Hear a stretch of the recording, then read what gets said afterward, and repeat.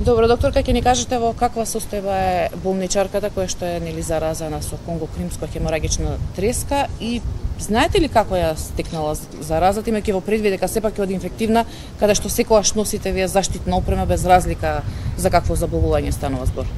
Па точно дека ние како инфектолози сме баш добро упатени какви све заштити треба да се носат, посебно кај вакви болести, независно што додека добивме диагноза се работеше со пациентката, значи не е битно што е кримска конгоанска, него е пациент со во тешка состојба. Како е можно?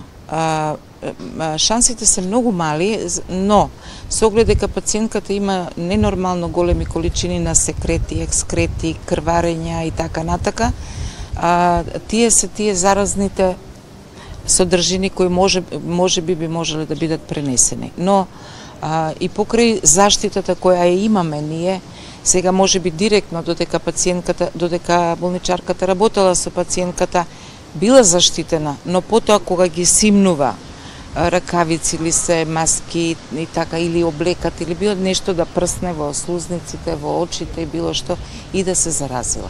Значи се е можно кога постои така голема количина на заразен материјал, е можно да дојде до заразување. И затоа и многу треба да се внимава, Во каква состојба е пациентката?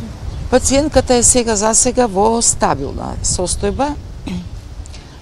Параметрите се следат континуирано, да не дојде до некое влошување. Овој е веќе 5-ти ден како е болна, но ја се следи постојано за да не дојде до некои влошувања. Затоа што кај ова конкретно болест е многу важно таа супортивна терапија, заменска терапија, да се надокнадува се што она се губи и така натака. Така да пациентката за сега се надеваме дека ќе остане во стабилна состојба, но тоа ќе видиме денови. Значи има не толку тешки симптоми, односно нема нарушување на хемостазата како што имаше и пациентката. Самата болест има своја еволуција. Така да првите денови не се така лоши, меѓутоа после се влошува состојбата, затоа се следи помно, добро се следи сите параметри кај пациентката за да може да се интервенира во одредени ситуации. За сега нема крварења, но се следи.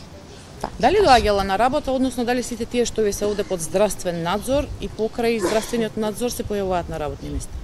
И дали треба да доаѓаат на работа?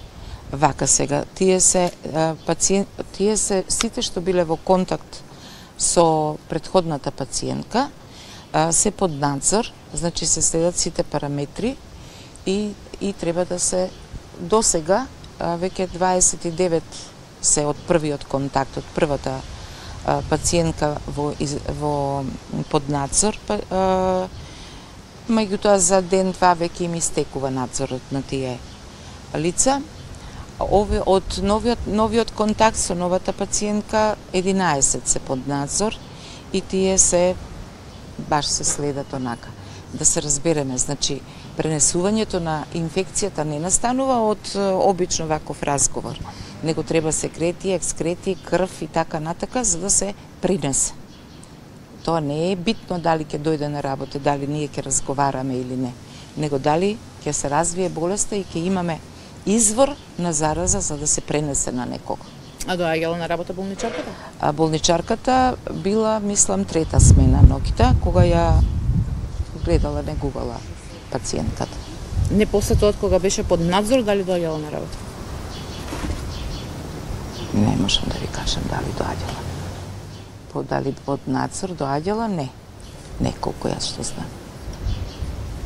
А што надзорот што? Како го замислувате? Тоа не е меѓутоа препорака е да седат дома, така велат. Да седат дома и надзорот подразбира да се следи температура, симптом било каков да се јави и одма да се направат испитувања. Тоа е она што е битно.